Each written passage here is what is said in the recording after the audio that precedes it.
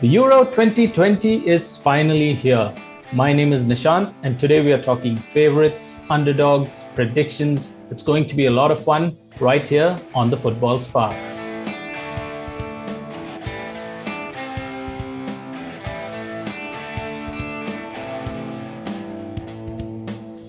Hello, everyone. Joining me today are Anshuman, Gaurav, Mekla, and from the FFS podcast, Pradi. Link to his podcast is in the description below. All right, then. Let's begin with the favorites to win this competition. The only thing I want to call out is that I don't want you guys to be restricted by the format of the competition. It doesn't matter if two teams are from the same group or if one knocks out the other one really early on. It doesn't matter. All we are talking about today is which two teams you think are the favorites or the strongest in this competition. We'll start with Mekla. Mekla, what are your thoughts? Hi, yeah. So for me, my two favorites are going to be France and England. Obviously, France, world champs, coming off a good international tournament. One thing that they have going for them is the fact that it's pretty much the same team. I've seen them play pretty recently against, I think Wales they played against. The only thing that they're missing from the World Cup team that could have a negative impact is Matuidi. But Rabiot is going to be fitting in that place, so I think he can do a pretty good job. And to add to that, they're going to have Benzema, which is a big plus for any team to have a striker like Benzema up front. And if there was a chance of them not being as hungry because they've just won the World Cup and they might not really want to win the Euro so much and might not have that hunger, I think Didier Deschamps has kind of plugged that gap by bringing Benzema in, who hasn't played for the national team for so long, who has something to prove. I think that's going to really help them. Add to that N'Golo Kante, who's probably the best player in the world right now. And I mean, if they're going to play well in the Euros, there's a good chance he might get the Ballon d'Or as well. And there's so many players in the French national team who play so much better for the national team than for their club teams. Pogba is a great example. He can be such an impact for the national team. And they're just a very well-rounded team. You've got a good goalkeeper. I won't say he's one of the best, but a good goalkeeper, solid goalkeeper, a solid back four, three in midfield that are probably the best three in Europe right now, if you, barring Rabiot. And add to that Benzema, Griezmann, and Mbappe. I mean, those front three, I think they can take any team. They can score a goal against any team. And if that's not working for you, bring in Olivier Giroud. You know that he can work well with Mbappe and Griezmann. So yeah, I think for me they're number one favorites. And number two would be England. Now, the reason why I think England are favorites is because the young players that are coming into the England national team right now, they're so skillful. And they're proven also. It's not like these kids they're not kids anymore, but yeah, these new players are just coming in because Gareth Southgate likes them. It's because they've really proven themselves, at least in the previous season. I'm talking about Sancho, Foden, Grealish if he gets some time, Declan Rice. The only thing I think will be a problem for them is their defense. If Harry Maguire is fit, that's great. If not, you might have to find someone reliable to be paired with Stones. And yeah, then the only problem is if Gareth Southgate overthinks it and plays some players out of position, plays a formation that they're not used to. That is something that I can see happening. If he doesn't do that, if he picks the right team, picks the right formation, then I think they have a good chance as well. Same thing for them. Their front three is whoever plays. I mean, obviously, striker is going to be Kane. There's no way of him not playing. And he's great. One of the best strikers there is. The other two who play around him could be the key. According to me, I think Phil Foden should play and Jadon Sancho. And there you've got a front three that can match Mbappe, Benzema and Griezmann. So yeah, for me, those are the two teams that are favorites, at least to get to the semi-finals and maybe win. Yeah, I kind of agree with the strength in England, but my worry is, we've seen this with England over the years. they have so many good players and great players that are great for their respective clubs. But whenever they play as a team for the country, you haven't really seen that magic that you would expect them to create. So that's my slight worry with England, but I totally agree with everything you had to say about France. Moving on to Prady. So again, I think like you, I would half agree with Nicola on who the favorites are. Um, I mean, France definitely are the favorites going into this competition, given, like you mentioned, that they are world champions. They've got a crazy team in terms of depth, in terms of the squad that the first starting 11 itself, okay, like you mentioned, Hugo Lloris may not be the best of goalkeepers, but he's still quite decent. And I think if the back four does his job, do their job, then he doesn't have to do much in terms of saving goals. Then the front three, of course, I know Karim Benzema. I think Didier Deschamps finally came to his senses, because I don't know why he didn't see this earlier, because I know Giroud has been decent at best for France when it comes to goal scoring. He will find you the odd goal or two, but Benzema is guaranteed to get you more goals than Giroud is. And with the likes of Mbappe and Griezmann out there, I mean, that just probably works best, because the one thing, if you're talking about Benzema, the best thing is he's played with the likes of Gareth Bale and Cristiano Ronaldo, two speedy wingers, and he knows how to hold up the ball. So for someone with Kylian Mbappe and his pace, who better than someone like Giroud also did his job, but I'm saying Benzema can do that and do much more. So definitely France going in will have a chance. The only problem again would be that they are in the group of death in a way. They are playing Germany and Portugal, but again, 4 out of the 6 teams that finish third still have a chance of making it. So even if France do find themselves third, they could still find a way to get through. And like we saw in the World Cup, they can win scrappy game. It can be a 1-0 victory and they can hold out for it. They've got Varane and whoever's there. I'm not sure if DT is there. I'm not sure who the other one. Kimpembe probably will play. So you have depth in that France squad, and like you mentioned, N'Golo Kanté, Paul Pogba, and then whoever is the third midfielder in there could wreak havoc on any team. The second team that I think could win, I'm tempted to say Germany, but given their recent form, I won't, just because of what Lowe's doing. I'm going to say Portugal does have a very good chance of defending the title. They did it in 2016 when no one thought they could. Ronaldo's still scoring. He may not be scoring the 50 odd goals per season, but he's still scoring. He's key. On top of what they had in 2016, you can see the additions this year that have been crazy. You've got Ruben Diaz as as a center back, which is up from probably Jose Fonte, whoever was playing back then. You've got Pepe, who's still quite reliable. You've got Rafael Guerrero, who's one of the most exciting fullbacks. I think you've got Nelson Semedo, who's also pretty decent. In the midfield, again, you've got Bruno Fernandes, or Fernandes, however you want to pronounce it. So he's been whatever he has for Manchester United. He won't obviously be taking the penalty, so his goal out ratio may not be the best here. But still, I think in terms of his creative spark, he will be up there.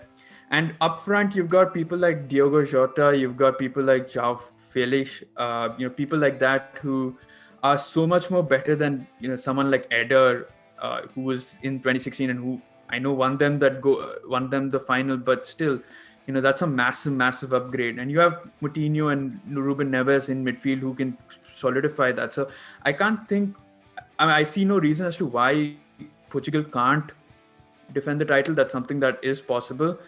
And I mean, it's tough because there are certain other teams which I think have a good chance, but I think I'll probably put a couple of them in the dark horse race or something as an outside chance. But for me, these two would probably make it. I don't know if it's possible that they can make it to the final, but like you mentioned, I don't think that's to be worried about right now. I think these two are possible finalists if they can, and possibly one of the winners. Interesting. I was actually quite interested in finding out if any of you believed Portugal to be among the favorites. So I'm really glad there's at least one person. So let's see if there's anyone else. Gaurav, you want to go next? Yeah, sure. Okay. So I think France is probably the clear winner out here, with everyone probably putting France in the top two at least. You could say probably the first team or like the favorites to win the tournament. You could look at their squad and make two like A teams with it and still be happy with the second A team to compete in a major tournament like the Euros. Like it's been mentioned before, I guess the defense is pretty solid. Keepers are good. Midfield is fantastic, and the forward line has just been bolstered by bringing Benzema back to the front line. So, and he's been a fantastic striker this past season. So, I think it was worth it. I think it was good that they brought him back to the squad. So I'll definitely put France up there. Won't talk too much about France because they have a fantastic squad, like everyone's mentioned. Second team, I was very tempted, like Praddy said, I was very, very tempted to say Portugal, but I haven't been too convinced by their performances in like the friendlies and probably the World Cup qualifiers that they've played in 2021. Even though they have a fantastic team on paper, it's just for me, I just don't see them gel as well as probably me as a fan would have expected. I wish they do well. I hope they do well.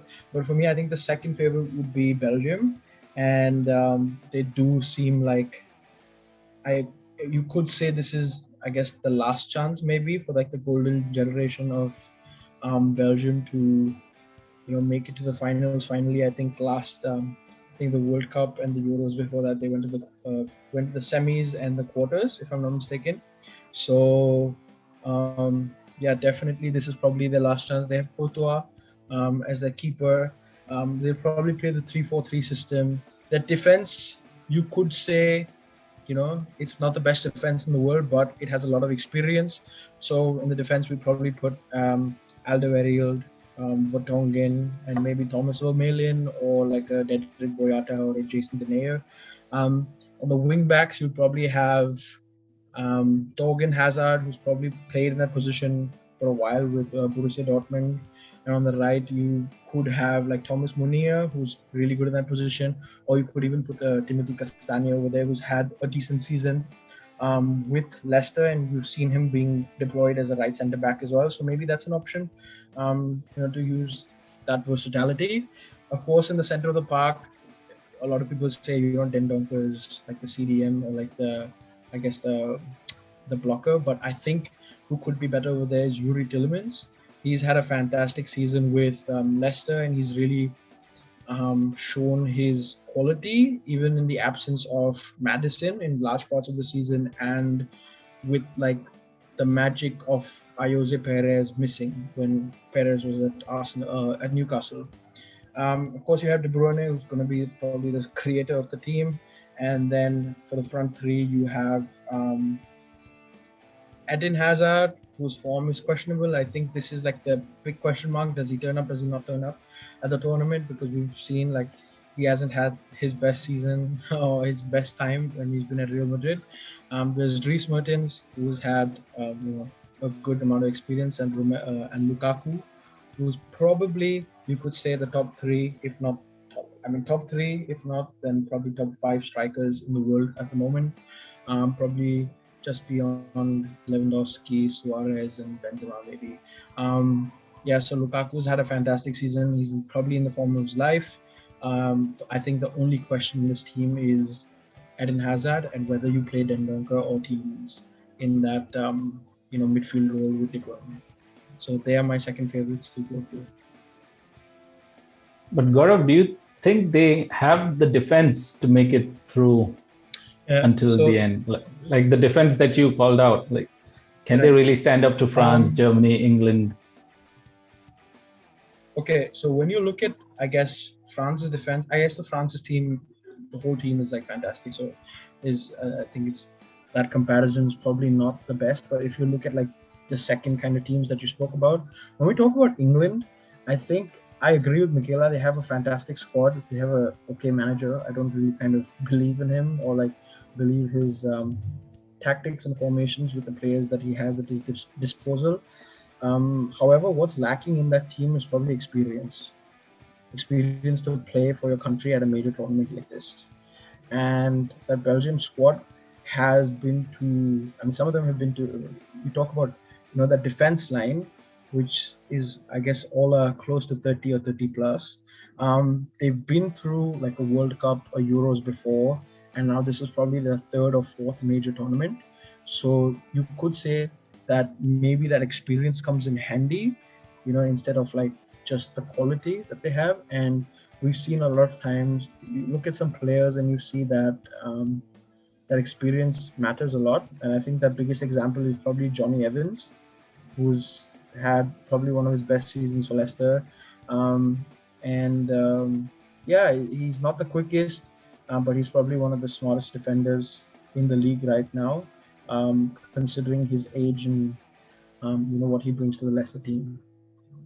So that's kind of my thought process behind it. All right. Before moving on to you, Anshuman, I just checked the odds, the book from the bookmakers. So they have in this order: France, England, Belgium, Spain, Germany, Portugal, and then it goes further down. So how does this have Spain list... over Portugal? Are you mad? Mad. Have you seen what Luis Enrique has chosen? Are you mad? That's where the money is going right now. So Anshuman, your thoughts on that list and your top two favorites to win this competition? Yeah, I mean, as far as our predictions go, we do need to caveat it all by saying that injuries are going to play a big role, especially this season. And we have already seen the likes of Trent Alexander-Arnold just bowing out last night. And it's not a good look because it's been a hectic season for all players across Europe. And there was no preseason. Injuries have continued to prevail throughout the campaign as well. And I think that is something that's going to percolate over the summer as well. And so I do apologize for being a bore, but I also have to say that France are the absolute favorites to win this tournament. And I know that it doesn't really work like that, and they can completely get beaten in the round of 16 or something. I say round of 16, quarterfinals.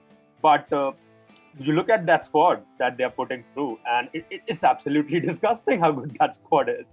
And I mean, when they won the World Cup, you could have maybe made an argument regarding Olivier Giroud being not exactly the world's best striker, although when it comes to link-up play, he is the best, one of the best. But Didier Deschamps has finally decided to pick Karim Benzema in for this one. And doesn't really matter what happens with Benzema with his court trial in October, but at least for the time being, he's back in the squad, and players are very happy about him. And when you look at the overall makeup of the squad, I think this is an experienced one. This is a squad that has gone all the way in a major tournament most recently. And I think they have the best chance. If there's anyone who's going to have an out-and-out clear chance, then it is France. I mean, the depth is absolutely fantastic. I mean, you look at the under-21 squad they put out for the Euros, and yes, they did lose that match. But, I mean, that was essentially all the players that could have easily gone into the first team in any other situation. So, yeah, I mean, France is coming with the strongest foundation as far as I'm concerned.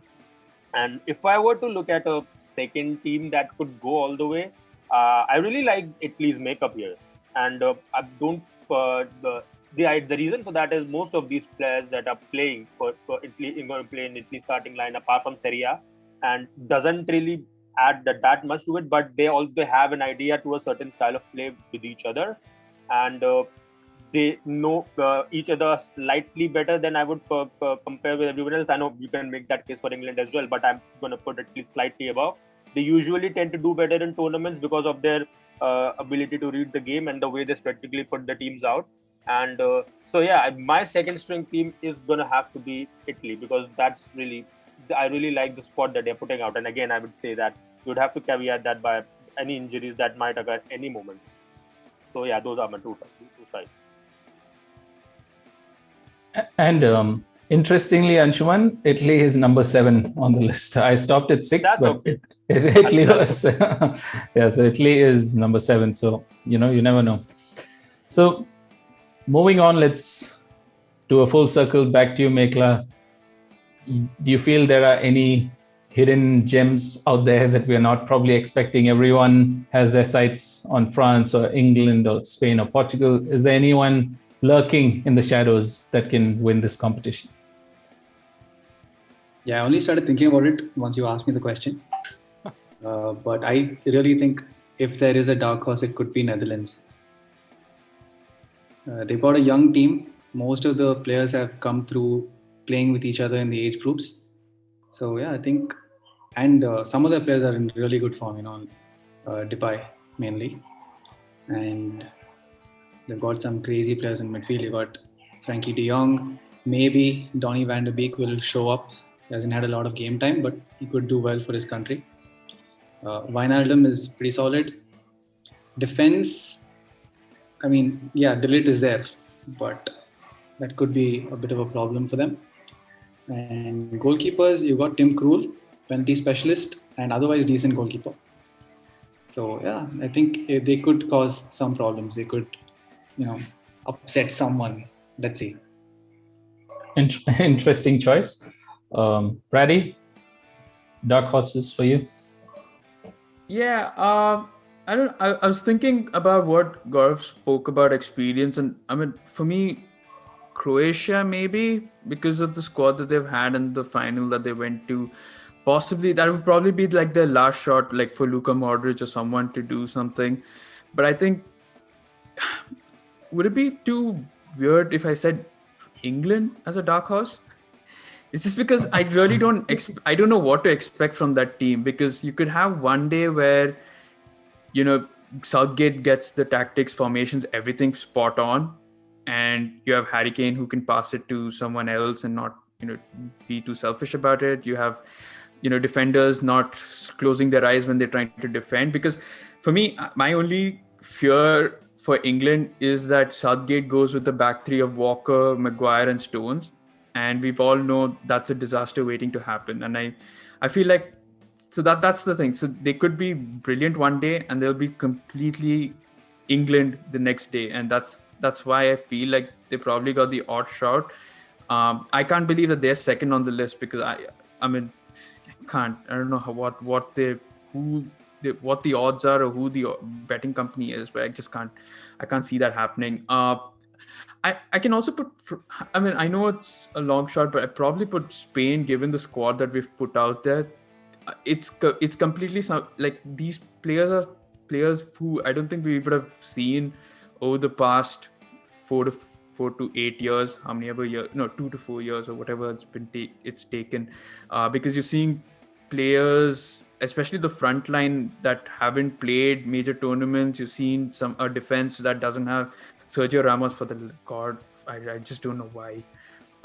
And so I think we could be a really dark horse, because we've got strikers, we've got really, like, in terms of on paper, we've got some really exciting players like Ferran Torres, you have Dani Olmo, you have Thiago Alcantara, who's, great. You have Busquets who can show up, you have Saul, Koke, you have all these guys who on paper are brilliant, but we've never seen them perform like this before. And in terms of upfront, you've got Gerard Moreno, who's coming off a Europa League final and as a winner. So you have people like that, and like Adama could put enough baby oil and he could slip past many people as he could. So I just feel like even though they're big names, given the squad that they've put out, they're probably a dark horse to contend with. And I guess, like Anshuman mentioned, even Italy are pretty dark horses here. Haven't made it in the tournament the previous time, I think. Or Italy, the World Cup, they didn't make it in the World Cup, did they? It's just getting lost in time here. But the fact that we haven't seen these players for a while now, again, all these are dark horses. But for me, I would probably say England are the biggest dark horses, because I just don't know with that team. I just do not know what we're going to get with that team. Yeah, and to speak to your earlier point, it's not necessarily the company that spits out these odds. They do give a first odd, but then it's the amount of people that are backing that odd which governs the position. So it's more the people. I'm just put them out like. Yeah. Gaurav? Yeah, I agree with Paddy over here. England, yeah, well, I just don't. England for me, not dark horses, but I just don't understand the hype around like the squad. Like even me myself, like I sat and watched like a 30-minute long video about the squad selection before the squad was announced. I think it was Netherlands Carragher, and I was like, okay, like, but like, what's the hype around? I mean, they have good players. Don't get me wrong, but just it's such a young squad, also in a way. With many new faces and players. For me, I think I have to agree with Anshuman over here. I know he put Italy as his favorites, but for me, Italy are the dark horses over here. I love the way they set up. We know, like the Italian league is known for like its defensive ability. So I guess like no question over there. They have Donnarumma, who's probably one of the best young goalkeepers out there. You could maybe put him in the top 5 goalkeepers in the world. I'm not sure. Guess that depends on perspective. But Donnarumma, we have probably will have Bonucci, Chiellini still at the back, who know each other pretty well for a long, long time now. Their midfield is very strong. I think they'll have probably one of the best, like dogged, industrious midfielders in Verratti. They'll have Jorginho, who's obviously a Champions League winner, and you could say a lot about Jorginho, whether he's worth being in that team or not, just worth being in like the starting 11 or not. But he's also been Chelsea's top scorer. He probably takes all the penalties, but he has been Chelsea's top scorer this season and has won the Champions League, so he'll probably be, riding on that good confidence that he has. So we have Jorginho, Verratti. There could be probably Nico Barella. I think Stefano Sensi has been ruled out, if I'm not mistaken, from the Euros because of an injury. And the strikers are Immobile and Belotti, who, according to me, are two very underrated strikers for what they do at the teams they play. And I think Immobile was probably the second best striker last season beyond Lewandowski, if I'm not getting my stats wrong. So he doesn't get enough credit, but I think this team could go maybe as far as the quarters, pushing it maybe to the semis, but I think there could be a good dark horse for the tournament. All right, interesting.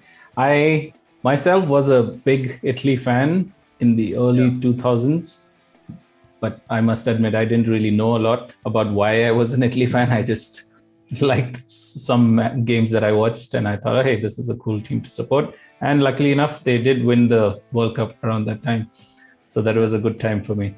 Hopefully, it wasn't Materazzi that you followed. Anshuman, on to you. Yeah, I mean, when it comes to dark horses, I'm not particularly sure if I should go for a team that should otherwise have been a favorite, but I've just not mentioned it for some reason. I mean, there are a lot of good shots that people have, the guys have put here, like Spain and England. I mean, I have a lot of qualms around the whole England side, but I think I'm going to go slightly offbeat and pick a team that is right below the tier of top teams that are, whether they're performing well or not, are top teams. Just to slightly mix things up. And I think Denmark are looking quite good. I know it's a very offbeat shout, but I do like the players they're putting out in the first team. And it's an experienced side that have been playing for quite a while. The group that they are playing it alongside Finland, Belgium, and Russia, they have a good chance of getting out of that group. And the players are more or less in form that they are bringing in, at least in the starting 11. So I'm totally putting this because I'm already putting aside every single team that is otherwise supposed to be a big side. So even your Netherlands, even your Portugal, even Croatia, or somewhat of an intermediary before the second tier and top tier. So that will be my shout for the dark horses. I think Denmark have a great chance. Turkey also have, given the kind of group they are in alongside Wales and Switzerland and Italy, I think Turkey also have a good shout. They also have interesting informed players going into the tournament. It will be interesting to see how they fare. So yeah, those are the two names that really strike to me right now. What is crazy is that I only called out the top 6 teams as per the bookmakers, but you guys have been talking about positions 7, 8, and 9. So Denmark is right below Italy and Netherlands. So Denmark is also right up there among the favorites, like in the middle tier of the favorites. So yeah, quite a good discussion all around. So guys, we're going to wrap this up with just a quick guess, or rather prediction, on which country you think is going to win it this year.